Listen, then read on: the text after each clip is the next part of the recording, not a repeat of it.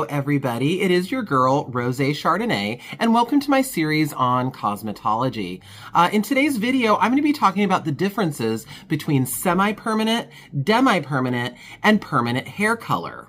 So starting with semi-permanent doesn't actually penetrate the hair shaft. It doesn't actually get into the inner cortex of the hair. It just kind of sits on top of the cuticle layer of the hair. So semi-permanent hair colors are going to be the least damaging. In fact, they're not damaging at all. So who would I recommend semi-permanent hair color for? Definitely for those of you out there that have previously chemically processed hair, hair that's been bleached or permed or chemically relaxed. Your safest bet if you want to color your hair is going to be a semi-permanent hair color. Semi-permanent colors are really great for bleached hair if you're wanting to tone your hair. So maybe you've just bleached it and you want to get rid of some of that brassiness.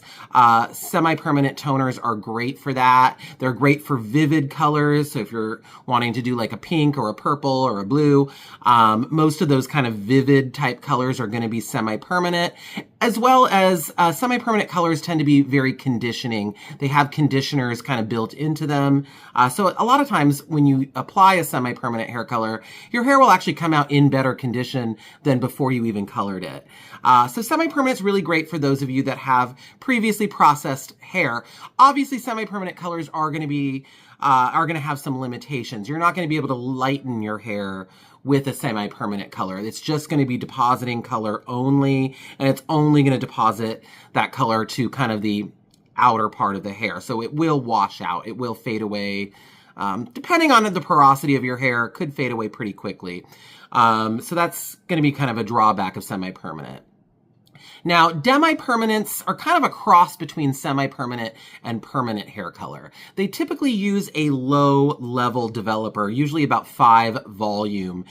Depending on the brand, sometimes they'll call it processing solution or activator, but it's basically a low-level developer that's just going to ever so slightly lift that cuticle layer, and so the color will kind of penetrate kind of just underneath the cuticle. So it's not really going into the inner cortex of the hair, but just kind of going just below that cuticle layer. So demi-permanent colors tend to last a little bit longer. They don't fade away quite as quickly as semi-permanent color, but they do fade out. They do wash out over time like a semi-permanent. They just last a little bit longer. Again, if your hair has been chemically processed, bleached, relaxed, etc. Again, you're pretty safe also using demi-permanent colors because it's not really, getting way into and opening up that cuticle layer too much.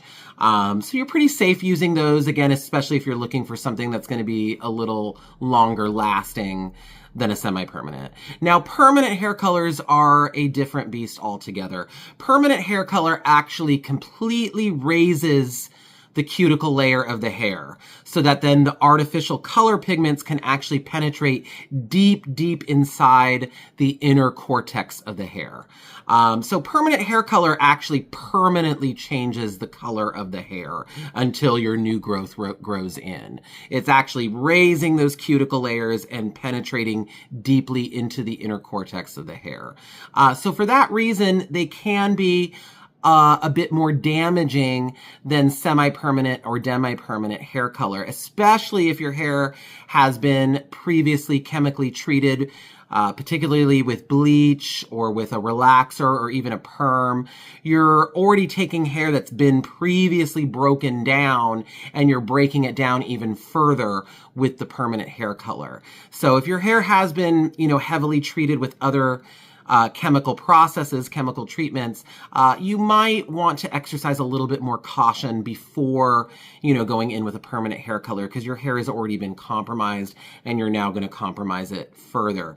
But with that said, if your hair has, is in a healthy state, it hasn't been previously bleached or relaxed or permed, you can feel pretty safe using a permanent hair color, especially if you're looking to permanently change the color of your hair or have long-lasting hair color results. Permanent hair color is also the best option for covering gray hair if you're trying to cover grays.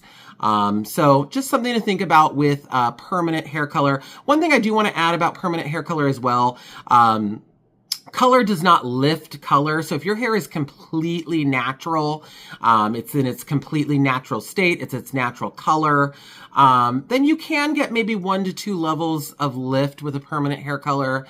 Sometimes a little bit more if you're using a high lift color, but color does not lift color. So if your hair has already been previously colored, you've used other permanent colors in the past, there's already permanent color in your hair, it's going to be very, very difficult to lighten it or lift it using another permanent color. Because again, color does not lift color. You're probably going to have to go in with some bleach or with a hair color remover and maybe also bleach if you're trying to lighten your hair lighten hair that's been, previously colored with a permanent hair color. So keep that in mind. Usually those shades that you see on like box dyes, box color, that's usually going to be meant for someone that has completely natural hair.